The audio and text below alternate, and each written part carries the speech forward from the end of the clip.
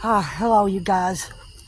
Someone asked me to make a video about the girl that kept wishing death on me when I had my car wreck. Right before I had my car wreck, I see the enemy come through my window and it knocked me out. Excuse the activity around. They've covered our earth, you guys. They have covered our earth. They are everywhere. They're coming in through the food, the water.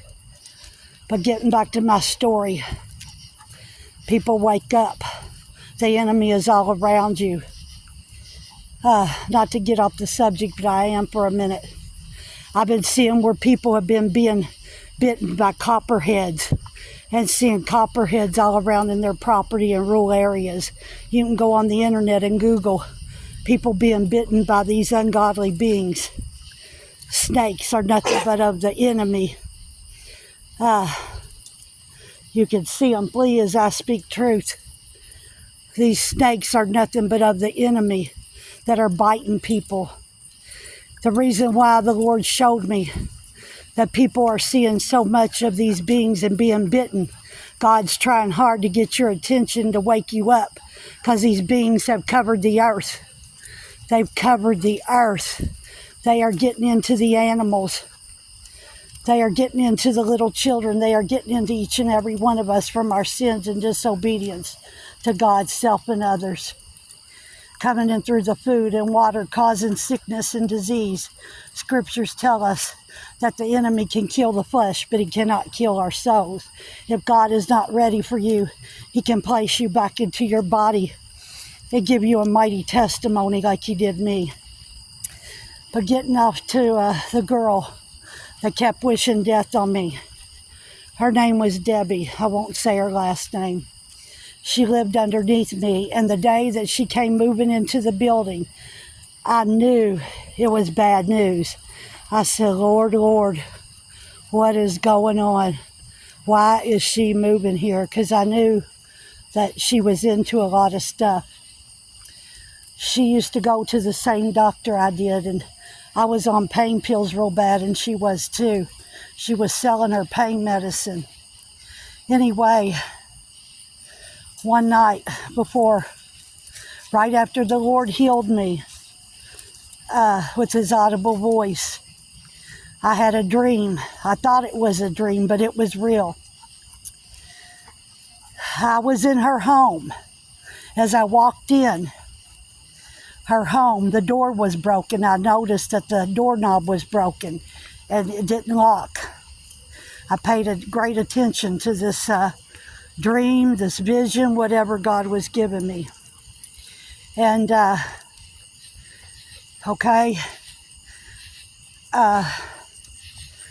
could see this guy, young guy, that she had met from the doctor's office. And I didn't know this, but I heard him talking. She got up. She was in the living room. I could see them, but they couldn't see me. And she was arguing with this guy. She said, you're not getting none of my pills. You don't have no money, and I'm not giving them out. I need the money. I could hear every word she was saying.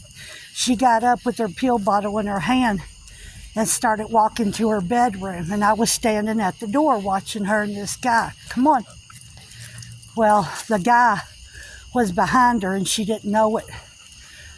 As she was entering into her bedroom, she had her pills in her right hand and her purse in her left hand. I'll never forget it. And she was going to hide her medication from this guy. She was tired of him asking her for her pills and the aggravation. Well, when she started walking in towards her room, the guy pushed her. He pushed her. Her pills went flying up out of her. Her bottle was still in her hand, and the lid wasn't on the bottle all the way, I guess, because the pills started going all over the floor, but the bottle was still in her hand. And as she turned around and looked behind her, I guess she knew he was behind her, he pushed her. When he pushed her, she hit her head on the table. She fell to the floor and started bleeding. Immediately, she fell like on her side. And then she turned to her stomach. She tried to get up. And I couldn't help her because it was in a dream, a vision. I kept saying, get up, Debbie, get up. And she couldn't hear me. And I couldn't, pick her up or nothing, because nothing that I did, I couldn't, like I said, I could see and hear them, but they couldn't see or hear me.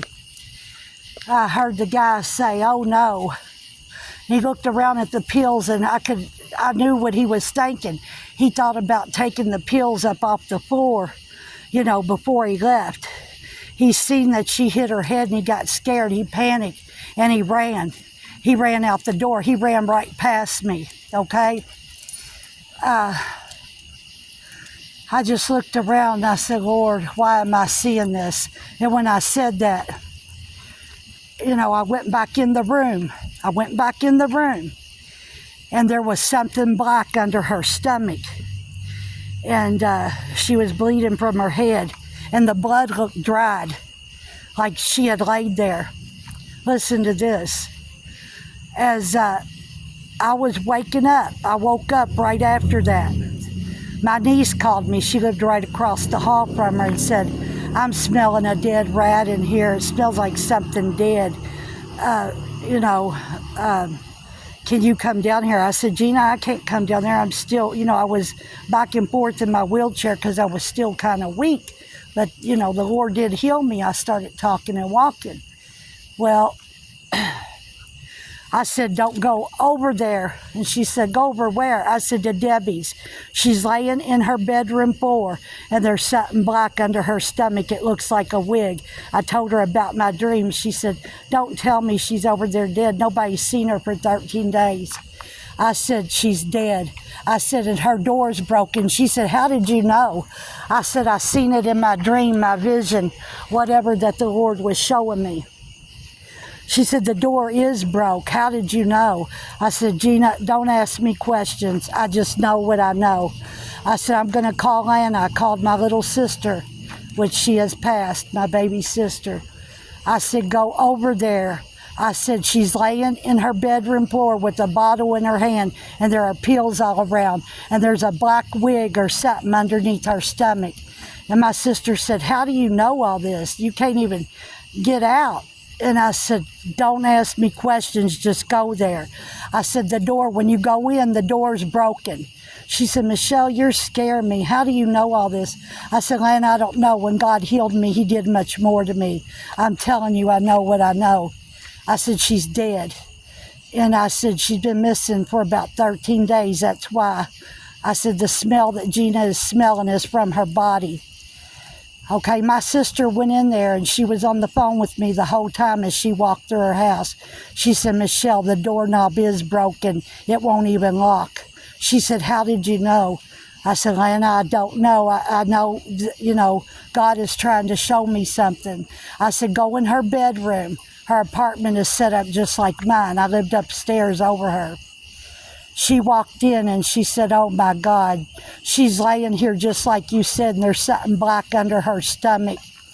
And there's a pill bottle in her head, and there's pills all over the floor. And she said, Michelle, how did you know? How did you know? She ran out the door screaming and crying. She said, my God, Michelle, how did you know? I know you couldn't have come down here. And I was trying to calm her down. I said, call the police. So she called the police, and the coroner came, and I was trying to console her as she waited there for him to get there. And they questioned her and asked her how she knew. And she said she didn't, that, I just asked her if she would go do a welfare check, and she did. She didn't get into about the dream and all that. But my sister did say, she said, what is that black wig underneath her stomach? And the coroner, the cop spoke up and said, a wig? He said, that's her guts. He said, it was so hot in her apartment from the heat, the air wasn't on. He said it was human combustion. Her guts had busted out of her stomach and dried on the floor. That's what what I thought was a black wig that was under her stomach. I don't know why I have dreams like this. I don't know why I have visions.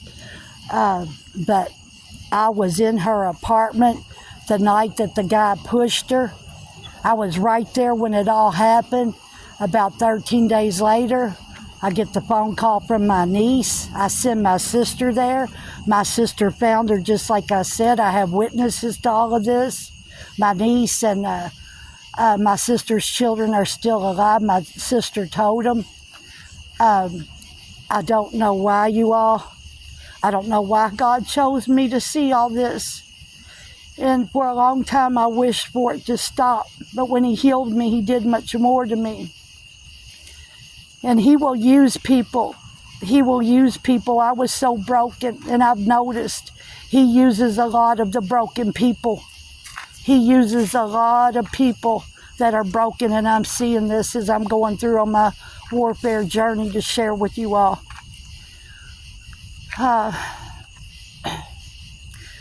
I've got plenty other testimonies of things that have happened. Like I said, I don't know why God allows me to see this. Being a seer, I guess that's why. That's the biggest reason, because I'm a seer. And the Lord is trying to show me the truth of things. So she did not just die from an overdose like they said. They said that she fell, but I knew the truth. But how was I going to step up and tell these cops and tell her family that I seen the guy push her? Okay, 2 weeks after that, my sister and I went to the doctor, and a guy was in the line, and I kept wondering where I knew him from. I'd seen him before, and I knew him. I mean, he was real familiar looking. And I heard him stand up and say to his mom, "Mama, I didn't mean to push her." He said, "I didn't mean to push her. I was dope sick." He said, "All I wanted was a few pills." He said, "My God, I can't go on like this. I got to tell somebody." And my sister looked over at me and said, "Are you hearing this?" And then the mother spoke up and said, "Where did that girl live?" He said, "On South 2nd Street. When he said that, I dropped my phone. That's where Debbie lived and where I lived, on South 2nd Street, the street we lived on. I knew immediately he was the guy that she met in the doctor's office. She went to the same doctor as he did, and I knew that day that that's where she met him. She took him home to her apartment, I guess. I don't know what all they were doing before this vision, this dream, but I do know that he was trying to get her medication.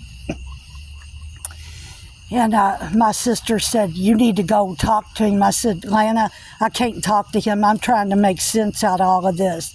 She said, "Michelle, you're gifted." And I said, "Lana, I don't know. When God healed me, he did much more to me. I don't know what this means." I said, "But it's scary." I said, "Let's get out of here." I wanted to say something to him and question him, but I just couldn't, because all this was so new to me. I didn't know I was a seer then. You know, it took me 21 years to give my testimony and to step up and tell people.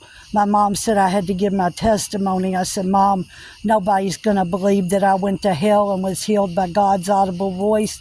Then the Holy Spirit of God appeared to me as a white dove. I said, "The things I see, you know, that nobody knows that are true." I said, "I don't know." I said, "You know, I'm going to find out one day what all this means." I said, "I know I am, because it has great meaning. Nobody should have to see these kind of things." But that's what happened to Debbie. She kept wishing death on me, and look what happened to her. God says when we wish things like that on people, he can put us to our death. And he says, "Don't touch his anointed. Do not touch my anointed, nor a hair on my prophet's head." I've seen 2 people go to their death for doing things to me. Now, I'm not saying this is what actually happened, but I believe God was showing me, too, what can happen to people. She almost got her wish. She kept wishing death on me, and that spirit come through my window and knocked me out. It was a big black mass. I'll never forget it. And I was out looking for her when I had my wreck. She called me and had me on a wild chase, saying that she was at a party and there was an orgy going on and drugs and stuff, and she wanted to come home. I told her not to leave from this guy that she left with. They were sitting across the street snorting cocaine and laughing at me, watching me go up and down the street, trying to find her at a bogus address that she gave me. They were following me home. And in my testimony, I tell about, you know, that they were following me and I didn't know it. That's what happened. That's what happened to the girl that I tried to take under my wings. She was having sex with her father, her natural father, and I was trying to lead her out of it. I told her that it was incest, and I started to take her to church, and I taught her how to put on her makeup and dress. She was raped as a child and abused, really bad childhood, and her children were being sexually abused by her husband. She had lost her children, then went back with her husband, and the same thing happened. She was into some stuff, I'm telling you. And I didn't know all this. I had formed an ungodly soul tie with somebody walking in darkness. The Lord was trying to awaken me for such a time as this. I'm off of here, you all. Know I love you all. Know I'm praying. Start interceding for the world. Break those ungodly soul ties. I'm going to get off of here. The enemy's flying off all around as I speak truth.